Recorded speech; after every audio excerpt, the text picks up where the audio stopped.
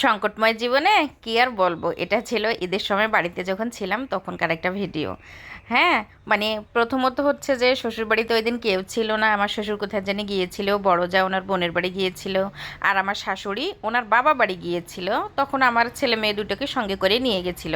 তো বাড়িতে শুধু আমি একা। সেদিন আবার ওর বাবার অফিস ছিল, ও সেখানে চলে গিয়েছিল। আর আমার ছোট দেবরটা বাসায় ছিল।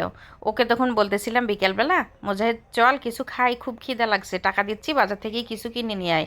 ও তখন আমাকে বলতেছে যে ভাবি, ঘরে নুডলস আছে, ডিম আছে, নুডলস রান্না কর, দুজন মিলে একসাথে বসে খাবো। ভালো কথা।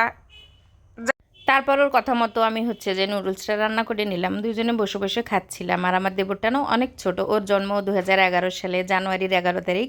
এটা আমি জানি, কারণ আমি ওর ভাইয়ের সঙ্গে তখন কথা বলতাম, বা আমাদের সম্পর্কটা শুরু হয়েছে এরকম আর কি। তো ওর যখন সিজার হয়েছে, তা আমি প্রথমে জানতামই না যে ও হচ্ছে মানে আমার সৎ শাশুড়ি আছে। এগুলো তো আর ছেলেরা কখনো প্রকাশ করে না বা বলে না। যাই হোক, দুজনে খাইতে বসলাম, মুখে একদম ভর্তি করে দিয়েছি, মানে 3টা রান্না করেছি।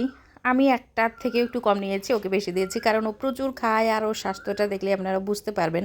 তো ওকে বললাম চল দুজনের একটু ভিডিও করি নেই, আমরা খাচ্ছি, বাসায় কেউ নাই।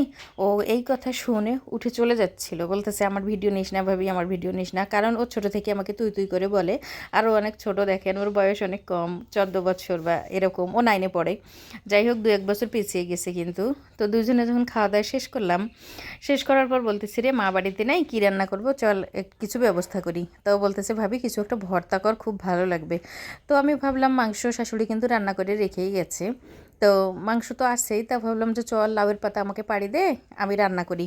তখন আমি একটু ঘর থেকে একটা ডালা নিয়ে আসলাম, লাউয়ের পাতা যেহেতু টিনের উপরে ছিল লাউয়ের গাছ। তো ও আবার কি করছে, একটা পাটকাঠি নিয়েছে আর ওখানে 5 টাকা দিয়ে একটা ব্লেড নিয়ে এসে তার উপরে লাগিয়েছে, লাগার পর এরকম করে টান দিচ্ছিল আর ব্লেড দিয়ে সুন্দর সুন্দর করে কেটে যাচ্ছিল লাউ পাতাগুলো। আমার ভাল লাগতেছিল। আরও এত আমার সাথে গল্প করতেছিল ওই দিন, ও মানে হচ্ছে বন্ধু বান্ধবের গল্প করতেছিল। তারপর বাড়িতে আমার ছোট যা, আমার বড় যা, এরা যে আছে, মানে ছোট যা বাইরে থাকে, বড় যা বাড়িতে থাকে, কার কার বাসায় গেলে ওকে কী খাওয়ায়, কী করে। আর হচ্ছে বাড়ির বড় ভাবি কী করে, ভাইয়া যেহেতু বাসায় নাই, ও আমাকে সব বলতেছিল।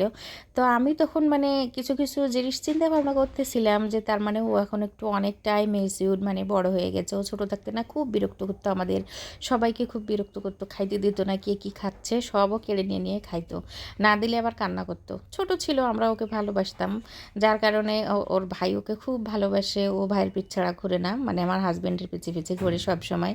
তখন আমি হচ্ছে এরকম করে লাউ পাতা ভর্তা করলাম, ও আবার বসে বসে দাঁড়িয়ে থেকে থেকে দেখতেছিল যে, আর গল্প করতেছিল। ও কিন্তু বাইরের বেশি যায় না, বাড়িতেই সব সময় থাকে, ঘোরাফেরা করে, অন্য অন্য ছেলেদের সাথে ঘুরে না।